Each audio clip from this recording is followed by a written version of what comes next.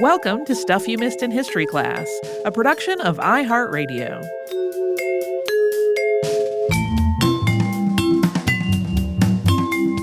Hello and happy Friday. I'm Holly Fry.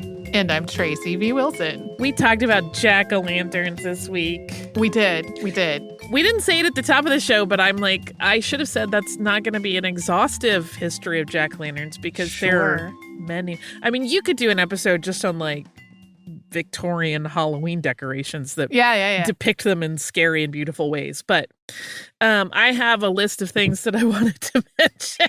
Okay. I did not realize until I was an adult, like a grown, almost, I think it was right before I got married, adult, that a lot of people did not grow up carving pumpkins. And at the time, I thought, like, you have been deprived of your childhood. What has happened? Because there was no question. Now, I, upon reflection, don't remember if this was something initiated by my parents or me, but I carved a pumpkin every year. We usually carved a pumpkin. There's only been a couple times that I've carved a pumpkin, like, as an adult. I did, however, the first Halloween of COVID. Some friends and I all carved turnips. I am showing Holly a picture of my carved turnip. I actually feel like I did two of them, but only one of them turned out. I think I only have one picture of one of them saved on my phone. And I carved, like, it's too small to, like, carve the top out. So I carved the bottom out and put it over a little tea light. Yeah. Like a little battery operated, which is really the smart way anyway, because pulling, even with a big pumpkin, pulling open the top and reaching your hand in if you have a live candle. Sure. Most people today, I have noticed, suggest carving, using instead of a lid, using a bottom base, cutting the bottom out and making that the... I have very strong feelings and opinions about the proper ways to carve pumpkins. Okay. I am one of those people that does not like to cut all the way through. Because I feel like if you leave some flesh, you get a lot more options for detailing and shading. And it's to the point where when I see one that's carved all the way through, I'm like, oh. But if you do it that way, do it that way. I have my own picky business. I did, however, continue to wonder for a while, why didn't everybody grow up and carve? I thought everybody carved pumpkins. And then while I was researching this episode, I may have accidentally stumbled onto Insight. Oh, yeah? Because I found... This is in my least favorite genre of article, but I found a series of presumably intended to be comedic articles about how much dads hated to carve pumpkins and how it was this horrible, messy chore, which it is messy, but, you know, it just was one of those things where it was like, the same way that people like to complain about their spouses or their kids does not appeal to me. Where it was like, my dumb kids gotta have a pumpkin. Here I am carving and I'm like, that is not funny to me. But if there was this culture, this particularly in the late 50s up through the 60s, I kept finding these allegedly funny stories about beleaguered husbands and fathers having to carve pumpkins. I was like, there may have been right about the time our parents were coming of age as adults, where they had been indoctrinated into this idea that pumpkin carving was arduous and unfun. Yeah. Which might be why a lot of our friends didn't do it growing up, but I sure did. I haven't done it as an adult because you got to get the pumpkin. Yes. And then you got to carve the pumpkin. Yeah. And then you got to dispose of the pumpkin, and like we don't currently have a composter or anything. Our city does have a day of like the pickup for compost of pumpkins, because that is a lot of food waste to just like put out. But then also the last several years of my life, I have been living in cities, and putting a cut vegetable onto your stoop contributes to the attracting of rodents a lot of the times. Oh, like, you weren't going to like my solve then for throwing away pumpkins. Which is to feed it to the rodents? Like, cut it up and put it out on your deck or your lawn for birds and whatever else to get it. Yeah, I've lived in a couple of neighborhoods that are like really densely populated and have in some cases like struggled with rodent control, and so that makes it a little trickier. Yeah. I sure do love pumpkin everything. I'm that person. I am that basic gal who wants pumpkin everything all year round. I know it's not always pumpkin in the pumpkin puree, and sometimes there are other squashes, but I don't care. I will open a can and eat it right out of the can with a spoon. I love that stuff. Nice. Throw like the tiniest scant little scattering of sugar and cinnamon on that, and I'll eat it for days. Mm-hmm. I'm getting all of my vitamin A in the fall. I love pumpkin flavored everything, fake and otherwise. There was another thing that I discovered while I was doing the research for this that tickled me utterly. Okay. Maybe this is something other people have known about and done. I had never seen or heard about it before, and it kind of cracked me up. There seems to have been in the 40s and 50s this popular style of party to have called a birthday party, but it was not like, happy birthday, Tracy, this is your party. It was like a party that was for everyone, and it had 12 tables, each themed to a month of the year. And when you got to the party, you were supposed to sit at the appropriate table. Huh. Which sounds sort of cute. And then I found this very, very funny article in, let me make sure I know where this is from, the Daily American of Somerset, Pennsylvania. Mm-hmm. That is a story about something that happened at one of these parties, and it's very charming. And it's under the subheader, Mix Up. Attorney Clarence Shaver sat down at a table laden with pumpkins at the Church of the Brethren birthday dinner last night to observe his October birthday. To his amazement, he found he was in error and that pumpkins can be symbolic of Thanksgiving and harvest when they don't have jack-o'-lantern faces. So he politely excused himself and sought the table bearing the symbols of October. Okay. And that's from a 1945 February paper, which I just thought was hilarious. Like, that it was enough of a startle. Mm-hmm. That he was like, oh, and then it made the paper somehow. And I'm like, did he tell the paper? Did he? That is quite a little faux pas to have written up in the paper. Right. I mean, to me, it's hilarious. I get it. Yeah. But like, what an odd thing to make the paper. I sat at the wrong table at the birthday party. But now I'm like, should I host a birthday party? And then I'm like, where would I find 12 tables? So maybe in the future, somewhere else that is not my house, because that seems like a lot. It does seem like a lot. Unless they're very tiny tables. Like maybe you could do little tiny cocktail tables and do temp ones. And see, I'm already planning. Or maybe in the yard. Oh, I love a party. Anyway, I'm so excited for jack-o'-lantern season. Do you have feelings about the foam-based faux pumpkins? And carving them. Do you ever carve those? I've never tried that. Oh, I love it. Because if you have a really good design, you can keep it and use it over and over and over, which I love. Oh, yeah. And I also like those. Those are great for on the porch because they will not attract rodents.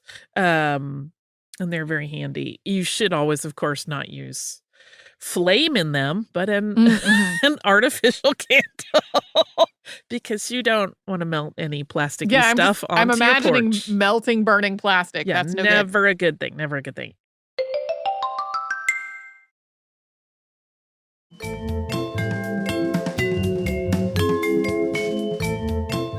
So we talked about Patience Worth and Pearl Curran this week. We did. This is one I've been circling for a minute. I mean, it definitely went on my list a year ago. I had heard of them before that, but that was when I was really like, oh, yeah, that's got to happen. This whole thing is so fascinating to me. Yeah, I don't think I had heard about it at all, but I agree. There are still people, trying to decide what they think was going on with Pearl Curran. We'll never know. I want to mention briefly this thing that utterly fascinated me about her youth. Okay. because, her mom clearly had some struggles. And when she would go through a rough period, Pearl would get sent to live with another relative for a little while, which, is a perfectly valid solution and was very, very common then and still goes on a lot now. But what struck me as interesting is that part of what was, and again, this is all based on like other people's recollections. So just know that this is all speculative. Right. What was bothering Mary so much about her life and leaving her feeling so nervous all the time was that they were moving around constantly and didn't have consistency, and like money was often a little bit tight. And then I'm like, and unfortunately, like, this is an example of how like a problem like that will replicate through a family, because the solution was then to move Pearl around constantly and give her very little consistency. And I'm like, yeah, there's a problem with how this works. Yeah, I'm so fascinated by that. That like I'm always like, did anybody connect those dots that like maybe she had some sort of episode when she was a teenager because she was living essentially the same problems that her mother was experiencing that had triggered her issues. And I don't know if anybody ever did. Just a food for thought kind of thing there. Yeah. We'll never be able to, unravel that particular problem. Yeah. I mean, listen, I have often said I am as skeptical as they come. I do not believe in ghosts. But we talked in the Ouija board episode about how, like, it's not, and I never quite got the sense that many people were giving a ton of credit to this possibility in her time, although certainly there have been psychologists since then that have. The idea that Pearl may very well have believed. Like, it was not a conscious effort on her part. Right. To be manifesting something that wasn't real. She may have truly believed in patience. And it was just a part of her brain going, no, remember we read that book when we were 17, and we'll just put that back out into the world in a new way. Like, we have no idea. There's a lot of, I will say that very few of the psychological analyses of her seem like they want to vilify her as the lady making something up. But they do often veer off into more like she had serious mental problems. And I'm like, well, was she just kind of like a person who had given into the power of suggestion on a level that didn't seem to hinder her day-to-day life as Pearl Curran in any way, which makes it a whole other thing to think about. So one of the things that struck me was like the rate at which she was reportedly writing. So fast. It was really fast, and really fast if it was coming from being spelled out letter by letter on a Ouija board. Like, I kind of was trying to do mental math of like, how fast would that planchette have to be moving if that was really like how fast she was writing. And then like that led me to mental questions of like, okay, let's just say hypothetically that what is really going on here is that she's actually pretty good at just like free writing creative work. Right. Which there are people that can just kind of churn out a free written draft of something. Yeah. So it's like, even if there's another person sitting with her at the Ouija board, like, is she really hitting all of these letters? Or is it more that she's kind of dictating? And like, I don't know. It just seems so fast to me to be. Me too. Now, I do have friends that are writers that will say like they bang out their first draft in a couple days, and I believe people can do it. But the other thing is that that's usually a draft. Well, I've done National Novel Writing Month multiple times, which is 50,000 words in a month. And I usually did that with a period of hours per day. But I was also typing. I was typing on a computer, which I do a million times faster than I write with a device. So I'm like, were you writing out all these? Was somebody writing out all these words? Were they using shorthand? I just have various questions. I have some answers to you. Okay. Because I know that they never used shorthand because they were worried about misinterpreting it and not getting Patience's exact odd dialect if Mm-hmm. they did that. So I know they weren't using shorthand. Like I said, John was doing it. After he died, there wasn't really anybody else that picked it up the way that he Mm-hmm. had done. So after 1922, then it's a little more open to interpretation, I think, like Okay. what actually happened. Yeah. He may have just been extraordinarily good at it. But yeah, 2,500 words to 3,500 words in 90 minutes to 2 hours Mm-hmm. is a lot. That's hand cramp territory for sure. Mm-hmm. So yeah, I don't know. And he wrote down everything that happened in addition to that, since she would also be like, I would like to comment on the weather or that person over there that's here visiting. Because she would apparently, I didn't find a lot of instances or evidence of it, but she was said to be insightful. One of the things that made people believe Patience was real was that she would sometimes say things that indicated she knew personal details about people in the room that Pearl could not have known. Mm-hmm. Whether that's true or not, I don't know. But yes, and so John is madly writing all of this out while it all plays out.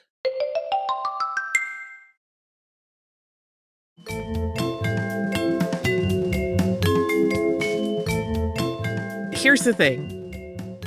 I think Rosa Alvaro was a confession. Yeah, it does. 100%. I mean, it does seem real easy to interpret it that way. Yeah. And that was, so that came out in 1919. So it was 6 years after all of this started. Mm-hmm. And that seems like about, I don't know if the right amount of time is the right phrasing, but I could see that as being a length of time where she was reaching the point of like, I don't know if I can keep this going. Mm-hmm. She did after that, but that's probably also informed by financial need. Whereas at that point, she may have just wanted to be like, she was said to have been very excited when it got sold for a movie option. And I think she made like $1,500 off of it, but she wasn't able to parlay that into an ongoing Pearl Curran writing career because nobody seemed very interested in more of her work. They wanted more Patience. Mm-hmm. Patience's Victorian novel is very funny to me. I hope that doesn't sound disrespectful, but I think it's hilarious. Mm. It's like, oh, you might have misplayed your hand here. Here's the other thing that people have often mentioned in the discussion of it. We didn't really dig into all of the like debates over her work that were going on. But one of the things that people who believed the whole thing was real would often say, like, there is literally no way that Pearl Curran could be preparing to do this. Like, even if she was like studying up in the day before people came over, there's no way somebody could pull this off. But like, we know that there are people who have, essentially photographic recall of certain specific things. Like, it's entirely possible that somebody could do it. And I feel like part of why I really dislike most of the cases that are made suggesting it is real, we touched on in the show, are that they're all very dismissive of Pearl Curran and kind of talk about her as though she's some sort of simpleton that could never pull this off. She could not have written these words. Well, she did. So shush. Yeah. Well, and especially because she did also write a short story on her own. Like, she obviously could write. Right. A short story that was good enough that people wanted to adapt it into film. But again, that one thing seems to like kind of vanish in the mist. I think it didn't work into anybody's story of what they thought was going on, so everybody kind of disregarded it. They're like, this is too confusing. Because if it did, even for the people that it would have proven, I think so many people were invested in the idea that it was a mental illness of some kind manifesting, that they didn't want, they at that point did not want to be like, oh, she was just a very, very clever woman who managed to keep this thing going for a shocking amount of time. Sure. I mean, by the time she died, she was still channeling Patience, and it was 24 years into their relationship together, for lack of a better phrase. Just fascinating. Fascinating.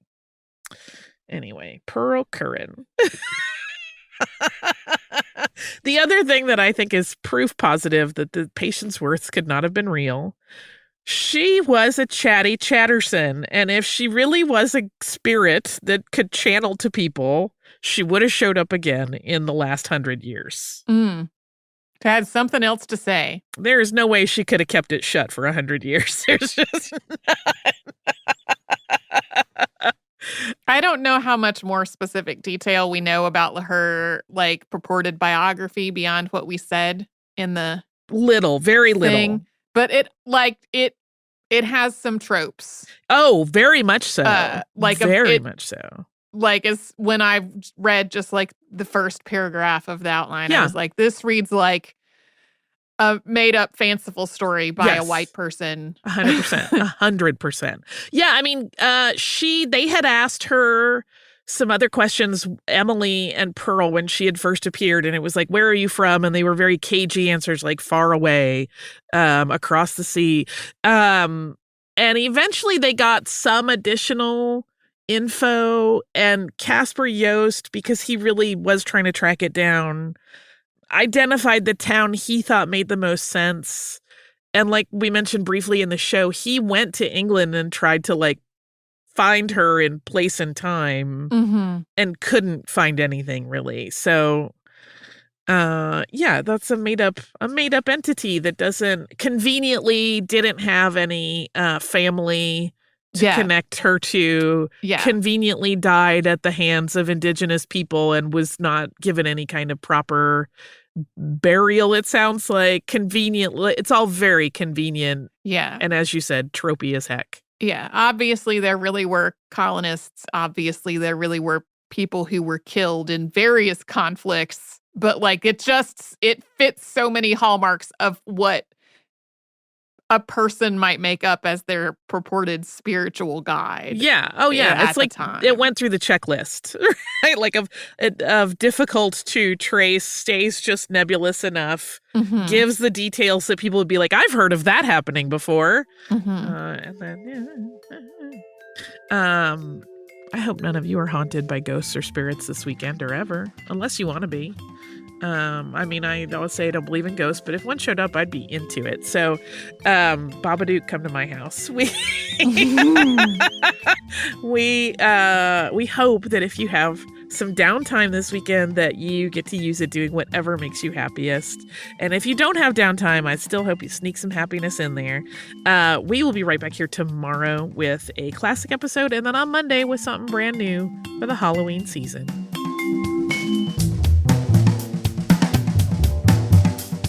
Stuff You Missed in History Class is a production of iHeartRadio. For more podcasts from iHeartRadio, visit the iHeartRadio app, Apple Podcasts, or wherever you listen to your favorite shows.